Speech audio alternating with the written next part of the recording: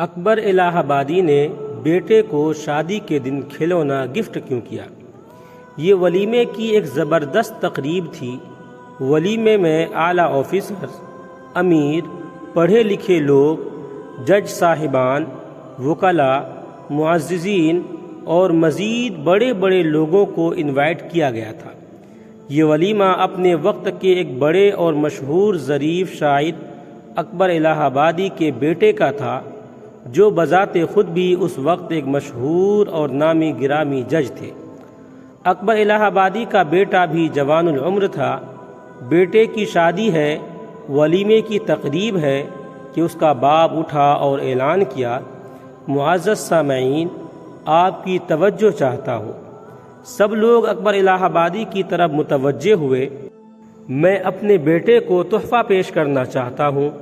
لوگ حیران ہوئے کہ باپ اتنا بڑا نامی گرامی شاعر اور حاکم وقت ہے، ضرور کوئی بڑی شے ہے، اپنے بیٹے کو گفٹ کریں گے۔ کوئی سونے کی انگوٹھی یا ڈائمنڈ کی انگوٹھی یا کوئی قیمتی گھڑی بھی ہو سکتی ہے، یا بہو کے لیے کوئی ڈائمنڈ سیٹ بھی تو ہو سکتا ہے۔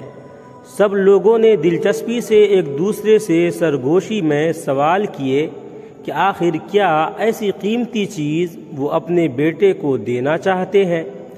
اکبر الہ آبادی نے ایک گفٹ پیک اپنے بیٹے کی طرف بڑھایا اور کہا، اسے کھولو۔ بیٹے نے اس کو کھولنا شروع کیا۔ ایک تہ کھولی، دوسری تہ کھولی، تیسری، پھر چوتھی تہ کھولتا جا رہا تھا، اور لوگوں کی دھڑکنیں اس کے ساتھ تیز ہوتی جا رہی تھی۔ سب کو تجسس ہو رہا تھا کہ آخر اس گفٹ پیک میں ایسا کیا ہے۔ اس کے بیٹے نے دل میں کہا کہ ابو مجھے ایسا کیا قیمتی تحفہ دے رہے ہیں۔ جب آخری تہ کھولی تو اندر سے بچوں کے کھیلنے کا ایک چھوٹا سا کھلونا نکلا۔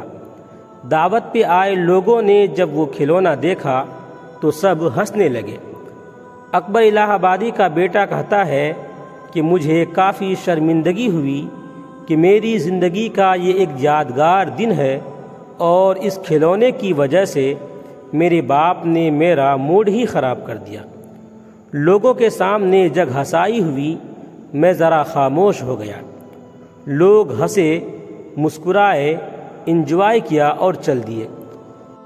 کچھ دنوں کے بعد وہ ابو سے گپ شپ کر رہے تھے تو اس نے دبک کر کہا، ابو جی، ولیمے والے دن جو آپ نے مجھے کھلونا دیا تھا اس سے میری کافی بے عزتی ہوئی تھی۔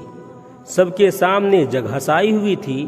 لوگ ہنس رہے تھے کہ ایک باپ نے اپنے بیٹے کو ایک کھلونا تحفے میں دیا۔ اتنی بڑی تقریب، شہر کے سب معزز ججوں کے سامنے آپ نے میری توہین کر دی۔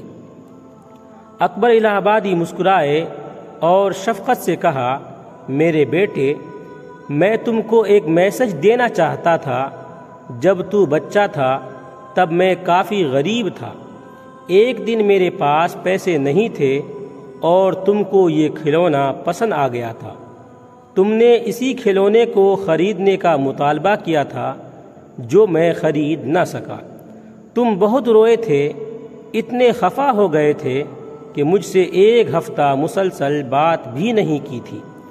یعنی تم کو اس کھلونے کی اتنی چاہت تھی کہ اس نے تم کو مجھ سے ایک ہفتہ دور کر دیا۔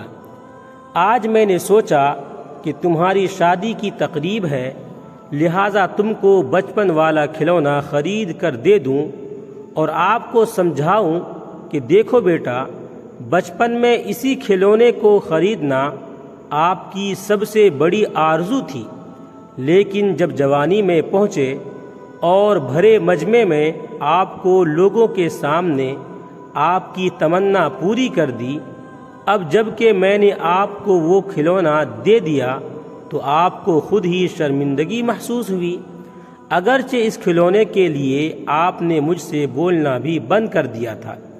میرے بچے، اگر بچپن کی تمنائیں بندے کے سامنے جوانی میں کھولی جائے تو بھرے مجمع میں بندے کو شرمندگی کا سامنا کرنا پڑتا ہے۔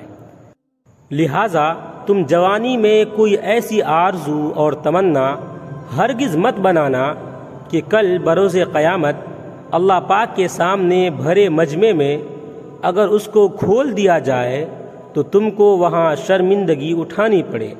یہ میری نصیحت ہے اور اس کو سوچ کر آگے بڑھنا۔